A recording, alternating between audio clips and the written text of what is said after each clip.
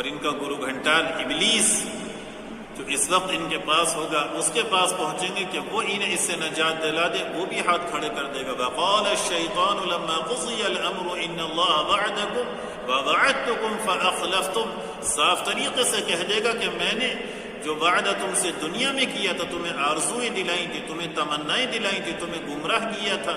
تمہیں گناہوں کی طرف دعوت دی تھی، تمہیں اللہ سے بغاوت کے اوپر میں نے آمادہ کیا تھا، تم کفر اور شرک کے مرتکب ہوئے ہو، تم گناہوں کے دلدل میں ملوث ہوئے ہو۔ صاف کہہ دے گا کہ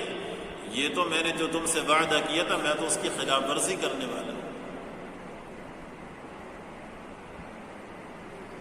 میرے پاس کوئی دلیل نہیں ہے جس کی طرف میں تمہیں بلایا کرتا تھا۔ فلا تلومونی، اب تم مجھے ملامت نہ کرو، ولوموا انفسکم، تم اپنے آپ کو ملامت کرو، ما انا بمصرخکم وما انتم بمصرخی، نہ تو تمہارے پاس کوئی حمایتی اور مددگار ہے، نہ میرے پاس کوئی حمایتی اور مددگار ہے۔ ایسے شیطان ہاتھ کھڑا کر دے گا۔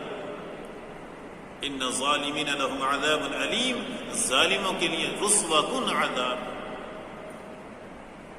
من ورائہم جہنم، کیسا عذاب کہ جس سے وہ پئیں گے تو اس کی وجہ سے جو انہیں پینے کے لیے پانی اور پیپ اور زقوم دیا جائے گا، جس کی وجہ سے ان کے چہرے کی کھال جھلس کر اس میں گر پڑے، جب حلق سے نیچے اترے گا تو حلق چھل جائے گا، اور جب پیٹ میں اترے گا تو پیٹ کی عطریہ بھی استنجا کے راستے سے باہر آ جائے،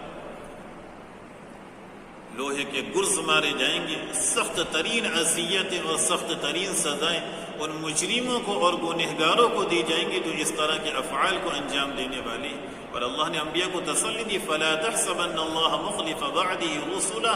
اللہ نے تم سے جو یہ وعدہ فرمایا ہے اپنے وعدے کی اللہ خلاف ورزی نہیں فرماتا، ایسا ہو کر رہے۔ اور پھر اسی کے ذیل میں اللہ تبارک و تعالی نے